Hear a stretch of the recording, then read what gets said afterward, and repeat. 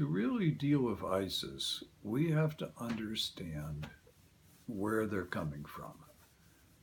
And so far, I see little understanding of this in the political discussions regarding ISIS. The discussions focus on militarily defeating ISIS. Well, that's not too helpful because of what ISIS is really about and what we're dealing with an idea here. And apocalyptic visions, which are not going to go away if we militarily defeat ISIS. ISIS's roots go to Al Qaeda, and Al Qaeda's roots actually go back to a Salafist point of view, which is rooted in the Wahhabi version of Islam found in Saudi Arabia.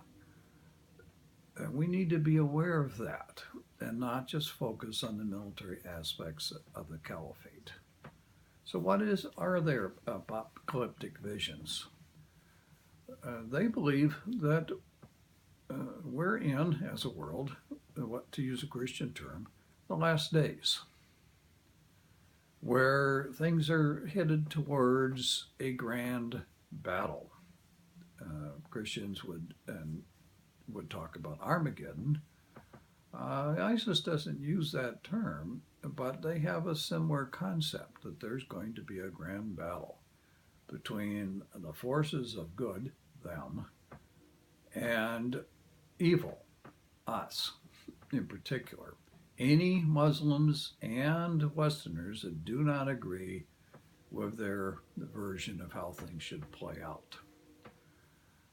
In this, they have established their capital in an area that's a broad plain, which is a perfect place for a large ground battle.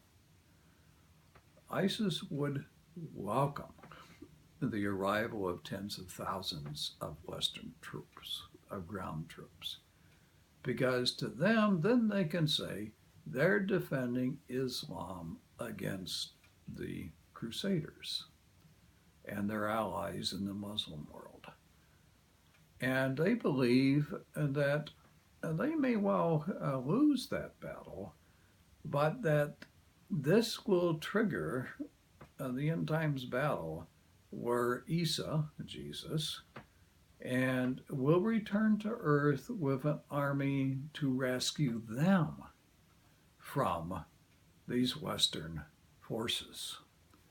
That's an interesting, perverted version of what we see in the book of Revelation or even in the Quran. So we're dealing with something much bigger than ISIS. We're dealing with an idea here. Warped vision, yes, but it proves to be very attractive. And ISIS has shown that they have a great command of social media to attract those who are disaffected, who feel alienated for any number of reasons.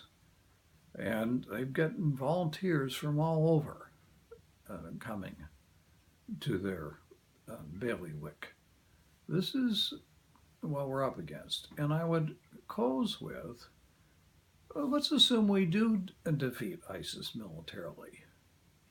Who is going to occupy that land? Everyone and his brother claims it. That won't be the end of the conflicts. It may, in fact, only be the beginning.